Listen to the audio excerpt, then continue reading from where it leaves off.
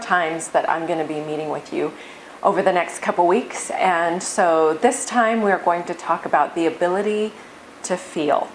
Now, I understand and I recognize that for some of you this is difficult.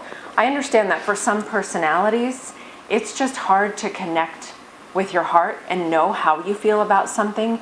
Maybe you know eventually, but maybe it's like hard to get there, quickly.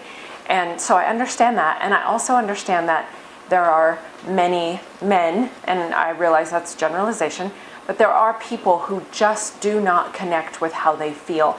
And in fact, there are many who feel like knowing how you feel is kind of not the best way to live. I believe that a lot of people feel like emotions are overrated, right? Like that's a joke people throw out there and say.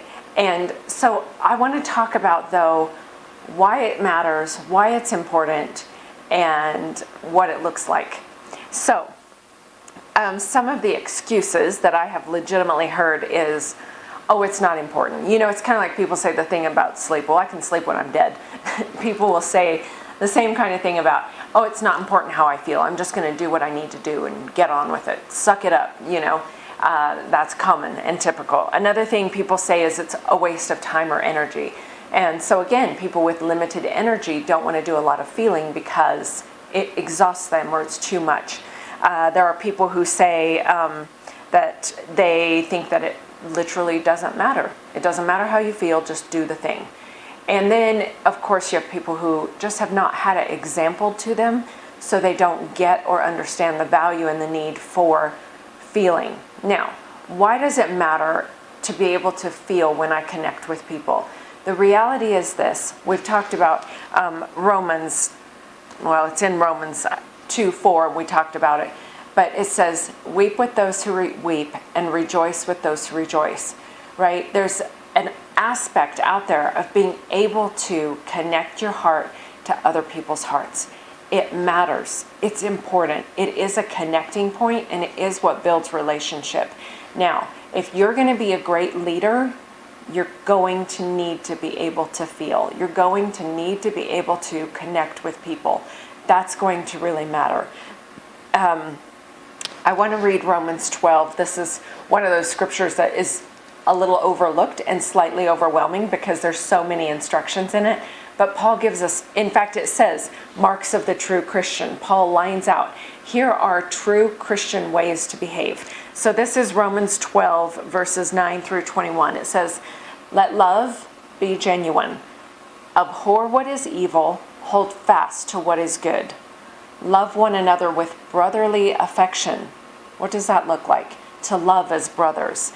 Outdo one another in showing honor. What? That requires some emotion, some feeling, some connection. Do not be slothful in zeal. In other words, feel zeal. Be fervent in spirit. Serve the Lord. You understand, these are all emotion verses.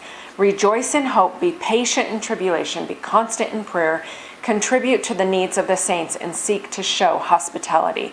Bless those who persecute you. Rejoice with those who rejoice. Weep with those who weep. Live in harmony with one another. Do not be haughty. Associate with the lowly. Never be wise in your own sight. Associate with the lowly. That means put yourself in their shoes and understand how they feel and experience that. Never avenge yourselves. Do not be overcome by evil, but overcome evil with good. And I've kind of skipped through some of that.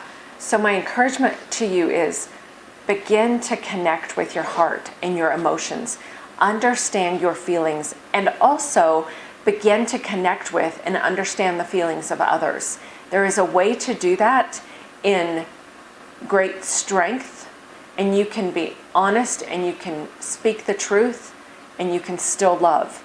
So connect with that, because when you can connect with that, you will become a better leader. I promise. It's in the Bible.